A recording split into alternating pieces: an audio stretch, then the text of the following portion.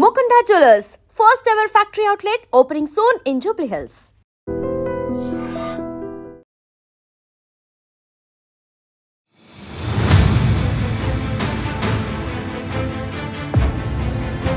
Welcome to IT news. This is Pavan. So వారసిగూడలో జరిగిన దారుణమైన సంఘటన మీ అందరికీ తెలిసిందే. అతి కిరాతకంగా ఉమాశంకర్ అనే వ్యక్తి పవిత్రని అతి కిరాతకంగా చంపడం జరిగింది. ఇంట్లోకి వెళ్ళి అందరూ పబ్లిక్ అంతా ఉండగానే, వాళ్ళ రిలేటివ్స్ ఉండగానే అతి కిరాతకంగా చంపినాడు.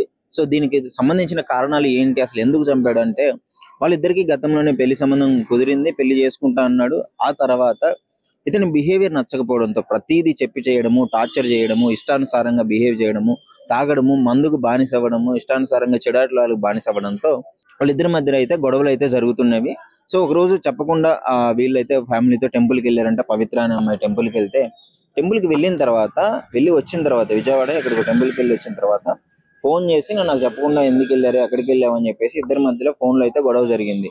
సో నేను నా పేరెంట్స్తోనే వెళ్ళాను, నేను ఎందుకు చెప్పాలి నీకు, ప్రతిదీ ఇలా టార్చర్ పెడుతున్నావు, నేను బయటతో వెళ్ళాను, నన్ను ఎందుకు ఇలా చేస్తున్నావు, నేను అసలు నేను పెళ్లి కూడా చేసుకోను, పెళ్లికి ముందే ఈ విధంగా చేస్తే పెళ్లి తర్వాత ఎలా ఉంటుందని చెప్పేసి తను ఫోన్లో అతనికి చెప్పడం జరిగింది. చెప్పిన తర్వాత అతనికి బాగా కోపం వచ్చేసి వెంటనే నేను డైరెక్ట్గా నీతో మాట్లాడాలి అని చెప్పేసి వాళ్ళతో మాట్లాడి ఇంటికి వచ్చి, వాళ్ళందరూ ఉండగానే చుట్టాలు, వాళ్ళ వదిన, వాళ్ళ మేనత్త, వాళ్ళందరూ ఉన్నారంట. వాళ్ళన్న ఇంట్లో లేని సమయంలో చూసి, సో అతడు వచ్చేటప్పుడే వచ్చి వాళ్ళ వదినతో కూడా మాట్లాడాడంటే, నేను 2 నిమిషాలు మాట్లాడి వెళ్ళిపోతా అని చెప్పిన తర్వాత వచ్చి మాట్లాడుతుండగానే తను ఇదే చెప్పింది, నువ్వు నాకు ఇష్టం లేదు, ఈ విధంగా చేస్తున్నావు అని చెప్పడంతో వెంటనే కత్తి తీసుకొని ఇష్టానుసారంగా పొడిసి అతనైతే ఆ పాపనైతే చంపడం జరిగింది. సో ఇప్పుడు ప్రస్తుతం మనం గాంధీ హాస్పిటల్లోని మార్చరీ దగ్గర అయితే ఉన్నాము. మృతదేహాన్ని అయితే తీసుకొని వచ్చారు, పోస్ట్ మార్టం జరుగుతుంది. సో ఇలాంటి సంఘటనలు ఈ మధ్య కాలంలో ఎక్కువైపోయాయి. ఇష్టానుసారంగా చంపడం అంటే, అతడు మాట్లాడుతాను వచ్చి ఆల్రెడీ డిసైడ్ అయిపోయాడు చంపుదామని చెప్పేసి, కత్తి పట్టుకొని వచ్చాడు. సో వచ్చేసి ఇష్టానుసారంగా పొడిచి అయితే పారిపోవడం జరిగింది. వాళ్ళ అన్న ఇంట్లో లేరు, వాళ్ళ మేనత్త, వాళ్ళందరూ పాపం ఏం చేయలేని పరిస్థితి, చంపేసి వెళ్ళిపోవడం జరిగింది.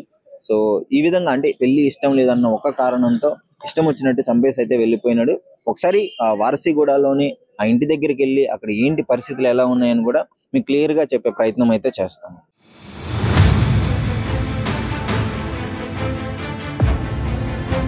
ప్రస్తుతం పవిత్ర అనే మహిళను అతి కిరాతకంగా చంపిన ప్రదేశంలో మనం ఉన్నాము. ఇక్కడ చూడొచ్చు పోలీస్ వాళ్ళు మొత్తం అయితే ఈ డేంజర్ కాషన్ స్టాప్ అయితే వేయడం జరిగింది. అదే ఇంట్లో లాక్ వేసినారు, మీరు క్లియర్ గా చూడొచ్చు, లాక్ క్లియర్ గా కనిపిస్తుంది మీకు. ఈ ఇంట్లోకి వచ్చి వాళ్ళందరూ ఉన్నప్పుడు, ఫ్యామిలీ ఉన్నప్పుడే వచ్చారు. సో వచ్చి ఫ్యామిలీ ఉన్నప్పుడు పాపం అంటే వాళ్ళు కూడా ఎక్స్పెక్ట్ చేయలేదు ఈ విధంగా జరుగుతుంది అని చెప్పేసి. పెళ్లి సంబంధం కుదిరింది, మాట్లాడదాం అనుకున్నారు. సో చేసుకోబోయే వ్యక్తే కదా అని చెప్పేసి వాళ్ళు ఇష్యూ జరుగుతుంది, ఈ విధంగా తాగి ఇష్టం వచ్చినట్టు వ్యతిరేకంగా చేయడము. వాళ్ళ రిలేటివ్స్ అయితే పాపం మాట్లాడలేకపోతున్నారు, పరిస్థితి చాలా దారుణంగా ఉంది, వాళ్ళు ఏం చెప్పలేకపోతున్నారు. సో ఇంత దారుణమైన సంఘటన ఈ విధంగా జరగడం అనేది చాలా బాధాకరమైన విషయము. అంటే వాళ్ళు ఎక్స్పెక్ట్ చేయలేదు, వచ్చాడు మాట్లాడుతా అన్నాడు, టెంపుల్కి వెళ్తా అన్నాడు, ఈ టెంపుల్కి వెళ్ళి వచ్చారు, టెంపుల్కి ఎందుకు నాకు చెప్పకుండా వెళ్ళావు అనే ఒక్క రీజన్తో సైకోలాగా బిహేవ్ చేస్తాడు తను అని చెప్పేసి అయితే వీళ్ళు చెప్పడం జరుగుతుంది. సో ఆయన అయితే ఈ సంఘటన జరిగిన తర్వాత అయితే అక్కడే నైఫ్ పెట్టి పారిపోయినట్టు తెలుస్తుంది. సో పోలీస్ వాళ్ళు ప్రాథమిక ఇన్ఫర్మేషన్ కూడా సేకరిస్తున్నారు. సో పోలీస్ వాళ్ళు అయితే వాళ్ళ దర్యాప్తులో తేలింది ఏంటి అంటే, అతడు పొడిసేసి అయితే వెళ్ళిపోయినాడు. పాపం ఇక్కడ నెక్ దగ్గర అయితే పొడిచినాడు అని చెప్తున్నారు. సో అక్కడ మీరు క్లియర్ గా చూడొచ్చు, లాక్ వేసినారు మొత్తము. ఒక లాక్ వేసి ఆ రక్తం మరకలు కూడా అక్కడ మీకు కనిపిస్తున్నాయి డోర్ మీద. అక్కడ ఆ కింద మీరు క్లియర్ గా చూడొచ్చు ఆ రక్తం. పాపం ఆమె బయటకు వచ్చి వాళ్ళని హాస్పిటల్లో జాయిన్ చేయడానికి ప్రయత్నించినారు. ఆ టైంలోనే ఇదంతా రక్త మరకలు, అతడు ఆ కాలిముద్రలు, అతను పారిపోయినప్పుడు ఆ కాలిముద్రలు అక్కడ క్లియర్ గా ఉన్నాయి. అంటే ఎంత కిరాతకంగా చూడండి. పాపం అంటే పెళ్లి కుదిరింది కదా, వీళ్ళు కూడా ఇంట్లో ఉన్న వాళ్ళు కూడా పెళ్లి చేసుకోబోయేవాడే కదా అని చెప్పేసి అతను నార్మల్ గా వాళ్ళ మదర్ కూడా, వాళ్ళ మేనత్త ఎవరు ఉన్నారు, వాటర్ తాగడానికి వెళ్ళిన ఆ టైంలోనే ఇన్సిడెంట్ జరిగింది. వెళ్ళగానే కత్తి తీసుకొని పొడిచి పారిపోయినట్టయితే తెలుస్తుంది. సో అతన్ని తొందరగా వీళ్ళైతే మాకు న్యాయం జరగాలి, మాకు అన్యాయం జరిగింది, మా పిల్ల మంచిది, మా పిల్ల అన్యాయంగా చనిపోవడం జరిగింది, డెఫినెట్లీ మాకు న్యాయం జరగాలి, అతన్ని పట్టుకోవాలి అని చెప్పేసి అయితే పట్టుకున్న తర్వాత తగిన శిక్ష పడాలి అని చెప్పేసి వాళ్ళ చుట్టాలు వాళ్ళందరూ అయితే చెప్పడం జరుగుతుంది. మరి పోలీస్ వాళ్ళు తొందరగా పట్టుకొని అతన్ని శిక్షిస్తే బాగుంటుంది అదైతే వీళ్ళు చెప్పడం జరుగుతుంది. చాలా దారుణమైన సంఘటన. ఈ మధ్య కాలం హైదరాబాద్ సిటీలో ఇలాంటి ఇలాంటి ఇన్సిడెంట్లు అయితే చాలా జరుగుతున్నాయి. హత్యలు ఎంత దారుణంగా మారిపోయింది. పట్టపగలు అందరూ ఉండగానే నరకడము, చంపడము. జవహర్ నగర్ లో కూడా నడి రోడ్డు మీద నరికినారు. ఇక్కడ ఈ విధంగా చేసుకుంటూ పోతున్నారు. మరి చట్టం అంటే భయాలు లేకనా ఏంటి? వీళ్ళు కూడా చాలా బాధపడుతున్నారండి. మాకు న్యాయం జరగలేదు, మాకు పోలీస్ వాళ్ళ దగ్గర నుంచి న్యాయం జరగాలి, అతన్ని పట్టుకోవాలి. సైకోలాగా బిహేవ్ చేస్తున్నాడు, అతను తాగుతాడు, తను వద్దు, నువ్వు ఇలా చేస్తే నాకు వద్దు అన్న ఒక కారణంతో ఎవరు లేని టైంలో వచ్చి అంటే వాళ్ళ ఉన్నప్పుడే వాళ్ళని బయటికి వాళ్ళ అమ్మ వాటర్కి వెళ్ళగానే పోయి చంపినాడు అని చెప్తున్నారు. సో ఈ ఇన్సిడెంట్లు ఈ విధంగా జరుగుతున్నాయి. ఎందుకు ఈ విధంగా జరుగుతుంది, ఈ మధ్య కాలంలో ఈ విధంగా ఎందుకు చేస్తున్నారు అనే విషయాన్ని అయితే మీరు ఎందుకు అనుకుంటున్నారో కామెంట్ రూపంలో అయితే తెలియజేయండి. సో ప్రస్తుతం మనం అయితే వారసిగూడలోని ఇన్సిడెంట్ ఎక్కడ జరిగిందో అక్కడే ఉన్నాము. ఇంట్లోనే ఇన్సిడెంట్ జరిగింది. ఇక్కడ స్థానికులు అయితే ఉన్నారు. సో ఒకసారి వాళ్ళని ఏమన్నా అడిగే ప్రయత్నం చేద్దాము. ఏంటమ్మా ఇంటి దగ్గరకు వచ్చి పాపం పిల్లని చంపేంత కిరాతకంగా? నాన్న వెళ్ళిపోండు పనికి, తల్లి పిల్ల ముగ్గురు ఉన్నారట ఇంట్లో. చాలా సేపు గొడవ అయిందట చిన్నగా. నాన్న ఉన్నారమ్మా? నాన్న లేడు, పనికి వెళ్ళిపోండు. లేడు, పనికి వెళ్ళిపోయాడు. వాళ్ళ ముగ్గురే ఉందరు, తల్లి ముగ్గురే.